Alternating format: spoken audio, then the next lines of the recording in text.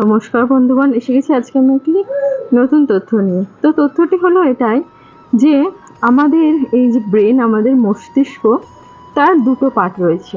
একটা হচ্ছে বাম দিক, একটা হচ্ছে ডান দিক।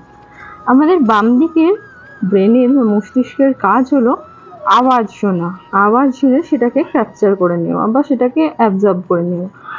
আর একটা যেটা পার্ট রয়েছে সেটার কাজ হলো নানা রকমের ধ্বনি ধ্বনি বা নানা রকমের সাউন্ড, সেগুলোকে ক্যাপচার করা, তো ওয়ার্ডগুলোকে ক্যাপচার করা।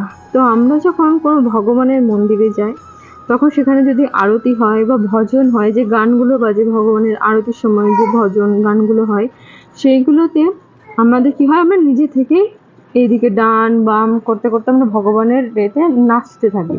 তো এটা কেন হয়? তখন আমাদের এই ডান দিকের এবং বাম দিকের দুটো মস্তিষ্ক এক হয়ে যায়।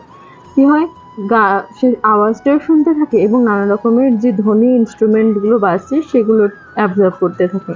তাই তখন দুটো ব্রেন আমাদের কাজ করতে থাকে।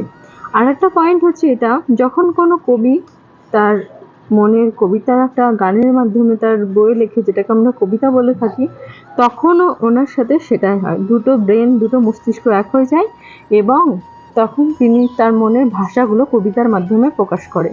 তো আমাদের দুটো ব্রেন বা মস্তিষ্কের খুবই গুরুত্বপূর্ণ অংশ, গুরুত্বপূর্ণ কাজ রয়েছে, যেটা আমরা অনেকেই জানি না, এবং আস্তে আস্তে আপনারা এই চ্যানেলের মাধ্যমে সেগুলো জানা এবং অজানা তথ্যগুলো জানতে থাকবেন।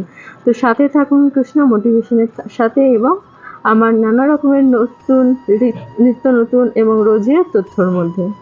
ধন্যবাদ। হরে কৃষ্ণ।